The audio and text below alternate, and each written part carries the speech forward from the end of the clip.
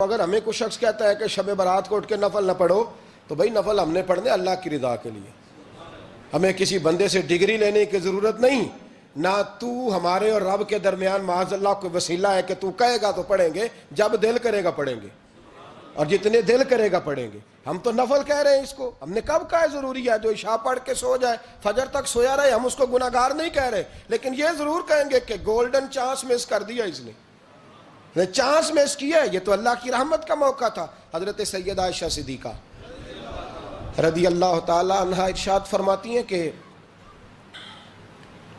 شعبان کی 15ویں رات تھی، یعنی شب برات کی رات، فرماتی ہیں شعبان کی 15ویں رات تھی، میں نے اچانک نظر ڈالی تو حضور میرے بستر میں تھے، پھر میری نظر پڑی تو حضور نہیں تھے، میرے دل میں گمان آیا، خیال آیا کہ شاید کسی اور زوجہ کی طرف حضور کا میلان تباہ ہو گیا ہو، وہاں تشریف لے گئے ہوں۔ فرماتی میں اٹھی باہر گئی تو نبی کریم علیہ السلام جنت البقیع میں تھے، قریب ایک جگہ پہ حضور دعائیں مانگ رہے تھے۔ فرماتے میں گیا تو حضور فرمانے لگے ابو بکر کی بیٹی تو نے کیا گمان کیا کہ اللہ کا رسول تیری حق تلفی کرے گا؟ عرض کی حضور آپ مالک ہیں، کہیں اور جانا چاہیں تو میری طرف سے پابندی نہیں۔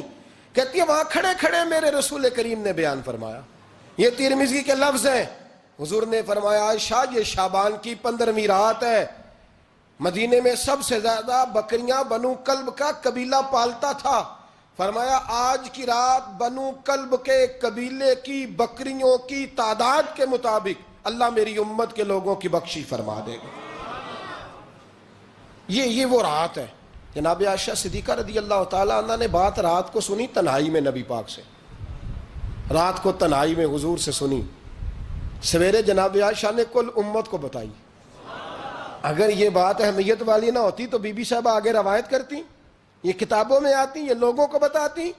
حضرت عائشہ نے روایت کیا اور مولا علی شیر خدا نے تو کھل کے کہا، ابن ماجہ میں حضرت علی سے پیار کرنے والوں کے لیے الگ عنوان، مولا علی نے کھل کے فرمایا شعبان کی 15ویں رات کو رات عبادت کرنا اور سویرے روزہ رکھنا۔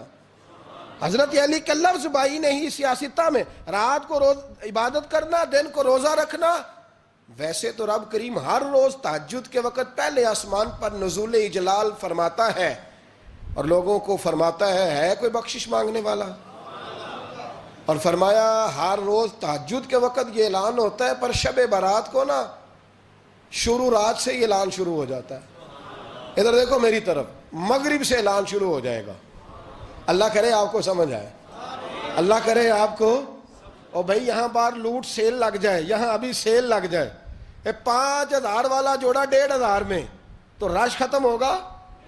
اور بھائی اگر یہ لگ جائے، چلو یہ تو دور کی بات ہے نا، ہم تو لنگر والے لوگ ہیں، اگر لنگر کا اعلان ہو جائے کہ بڑا تگڑا ہے، بڑا تگڑا، ہمارے ہاں تو شادی کی روٹی کھلتی ہے تو لوگ آخری روٹی سمجھ کے کھاتے ہیں، تو شاید اللہ ماشاءاللہ یہ آخری ہے، اس کے بعد نہ ملے گی۔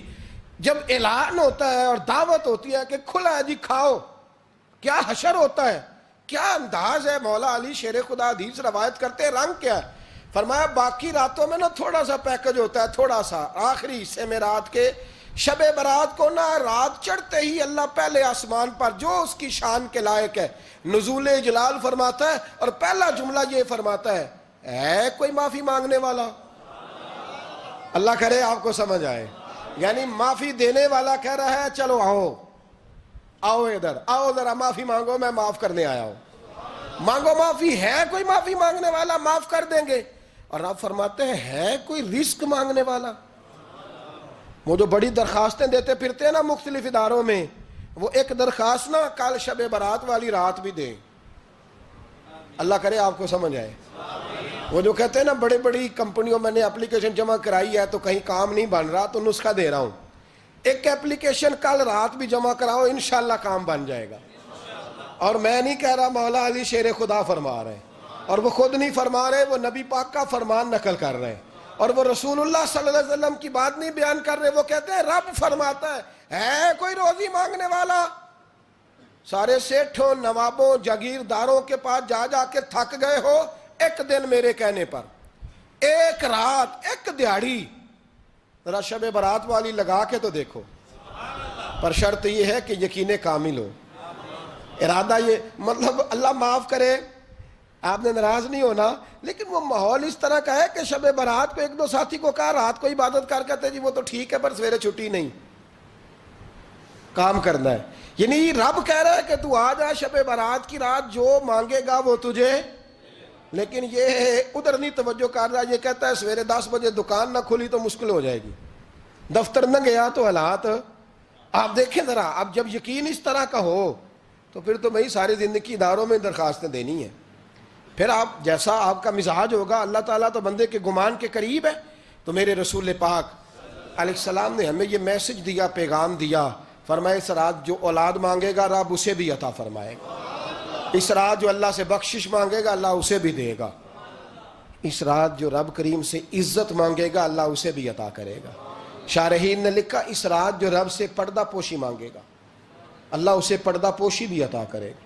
جو جنت کا سوالی ہوگا رب اپنے فضل سے عطا فرمائے گا. کوشش فرمائے. 10 محرم کو ہمارے ہاں لوگ جاتے ہیں قبرستان، وہ کسی حدیث سے ثابت نہیں، میں منع نہیں کر رہا، جائیں 9 محرم کو جائیں، 10 کو جائیں، 11 کو جائیں، 8 کو جائیں، سفر میں جائیں، ربیع الاول میں جائیں، قبرستان میں جب بھی جائیں منع نہیں ہے. لیکن شب برات والی رات تو خود رسول کریم گئے ہیں نا قبرستان. اب جو بات میں نے سمجھانی ہے اس کو سمجھیں. نبی پاک کی والدہ کا مزار نہیں ہے وہاں جنت البقیع میں. حضور کے کو بھائی بہن حضور کیا کرنے گئے؟ امت کی بخشش کے لیے گئے. شب برات کی رات لالچی نہ بنے کہ صرف میں نے اپنے لیے روزی مانگنی ہے، کل امت کے لیے مانگے رب کریم سے. مانگے اپنے بھائی کے لیے، مانگے اپنی بہن کے لیے، مانگے اپنے بیٹے کے لیے، مانگے اپنی بیٹی کے لیے، مانگے اللہ کریم سے. یہ مانگنے کی رات ہے. پچھلی راتی رحمت رب دی کرے بلند آوازہ، بخشش منگن واریاں کارن کھلا جے دروازہ. آئیں اللہ کی بارگاہ میں اس رات کو کھل کے دعا مانگیں. قبرستانوں میں نا کچھ قبریں ایسی ہیں کہ جو بتاتی ہیں کہ سالوں بیت گئے ہیں کوئی آیا نہیں. کچھ قبریں بتاتی ہیں. اور کچھ بڑے قبرستان بڑے شہروں میں ایسے بھی ہیں کہ جن کا گورکن کہتا ہے کہ مجھے کمیٹی نے کہہ دیا ہے جہاں 4-5 سال کوئی نہ آئے وہاں نئی قبر بنا دیا کرو. وہاں نئی قبر بن جاتی ہے معاذ اللہ. او بھائی کچھ ہیں ایسے، کچھ ہیں. یہ جائیں نا اکبر بادشاہ یہاں لیٹا ہے لاہور میں تو شعر لکھا ہوا ہے بر مزارے ماں غریباں نے گلے پروانہ سوزز نے صدائے بلبلے. فارسی کا مقولہ لکھا ہے اس کی قبر پہ، کہتا ہے میں وہ غریب ہوں. اعلیٰ بادشاہ ہے مقبرے میں لیٹا ہے، کہتا ہے میں وہ غریب ہوں کہ نہ یہاں کوئی پروانہ آتا ہے نہ بلبل آ کے گیت گاتی ہے. کوئی آتا ہی نہیں، کوئی فاتحہ نہیں پڑھتا، کوئی فاتحہ نہیں پڑھتا. او بھائی کئی قبریں ایسی ہیں جن پہ سالوں بیت گئے کوئی لوٹا نہیں.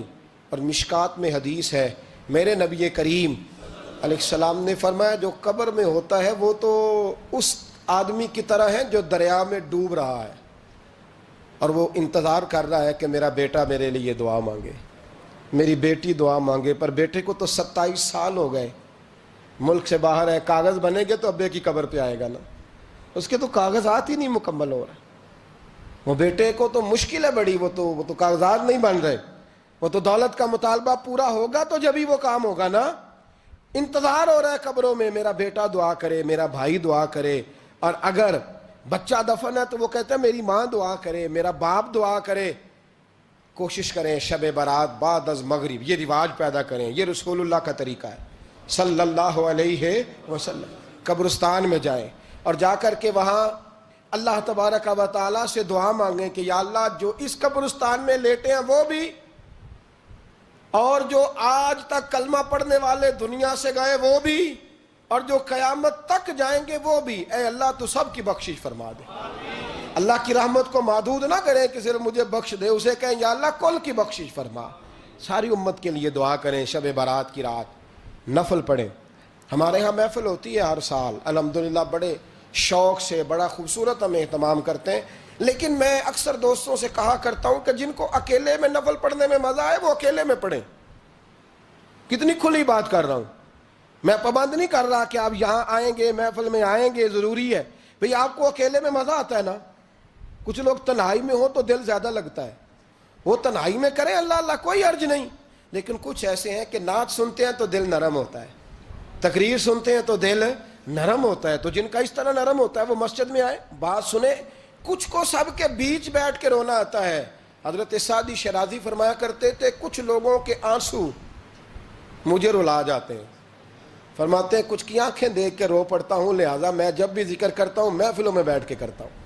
تنہائیوں میں مجھ سے نہیں ہوتا, تو جس سے نہیں ہوتا وہ آئے نا, مسجد میں آئے, رات عبادت کریں. کل مغرب سے پہلے پہلے کام سمیٹ لیں سارے, اور مغرب کے بعد یہ رات شروع ہوگی, مغرب کے بعد ایک چھٹی کر لو اللہ رسول کے لیے. کر لیں گے انشاءاللہ تعالی ایک چھٹی. اور توبہ کی رات ہے یہ, توبہ کرنی ہے. توبہ کس کو کہتے ہیں؟ توبہ کا معنی ہے پچھلے گناہ پر پچھتانا,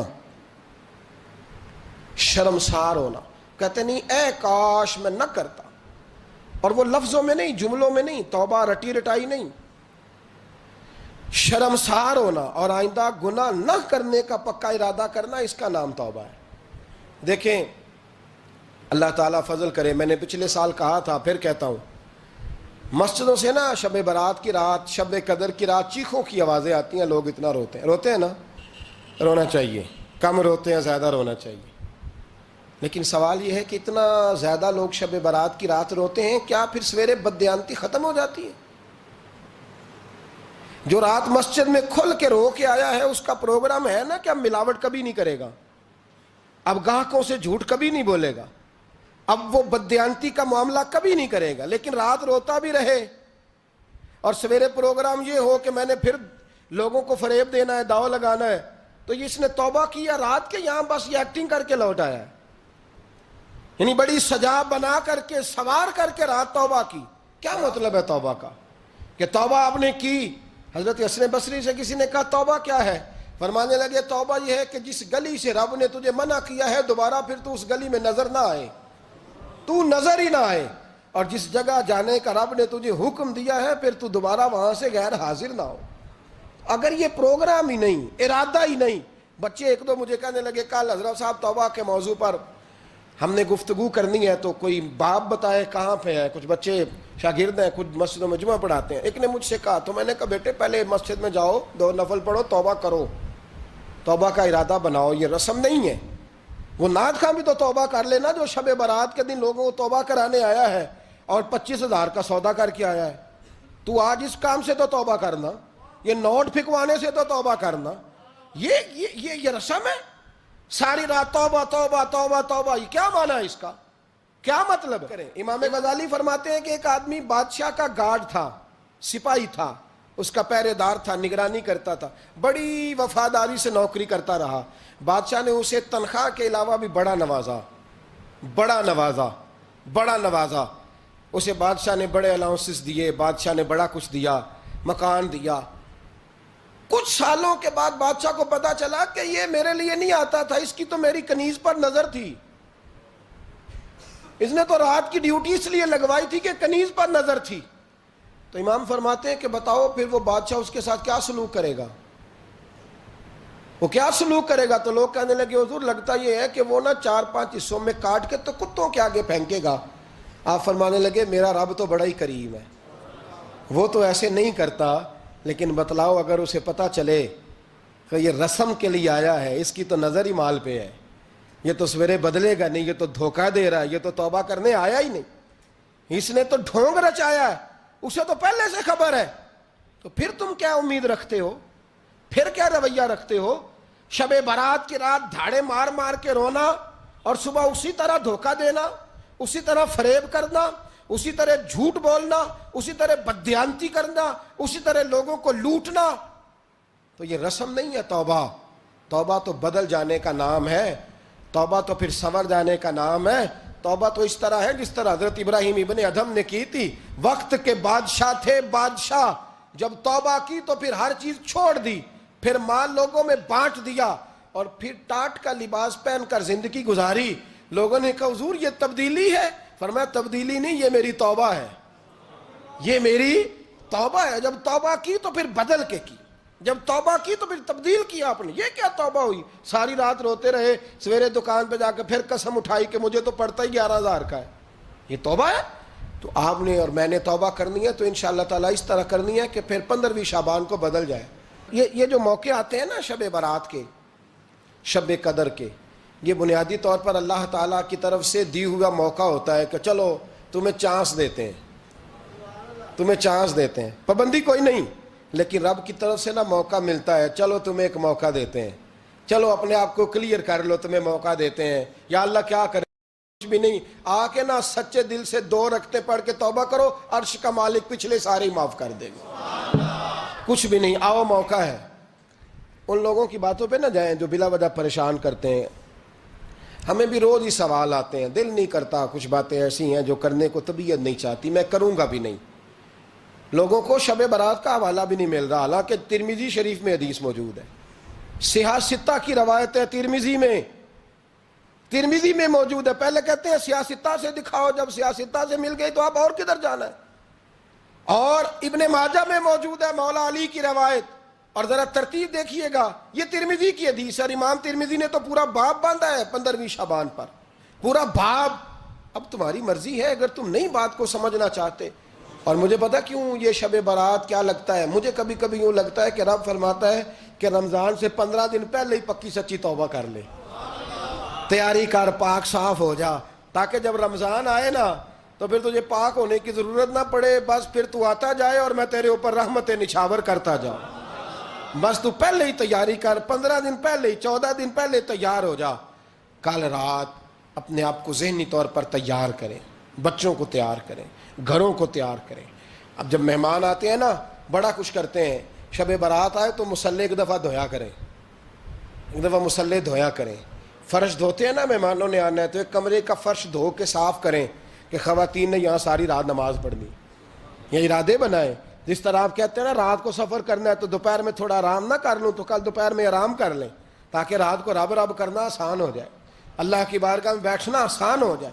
مکمل طور پر ذہنی طور پر اپنے آپ کو تیار کریں۔ یہاں بھی محفل ہوگی انشاءاللہ، عشاء کے متصل بعد شروع ہو جائے گی، 12 بجے تک محفل چلے گی، پھر 12 بجے کے بعد نماز تسبیح پڑھی جائے گی، پھر 1 بجے پھر دوبارہ آپ کو اجازت دی جائے گی، کوئی انفرادی طور پر گھنٹہ سوا اپنی الگ سے کوئی عبادت کرنا چاہے تو وہ تب بھی ممکن ہو، جیسے آپ کو موقع بنے۔ میں کہہ چکا ہوں، لیکن وقت ضائع نہ کرنا، گولڈن چانس ہے، اس کو مس نہ کرنا، یہ شب نجات ہے، اس کے ضرور قریب جانا۔ رب کریم سمجھنے کی توفیق عطا فرمائے۔ آخر دعوایا ان الحمدللہ رب العالمین۔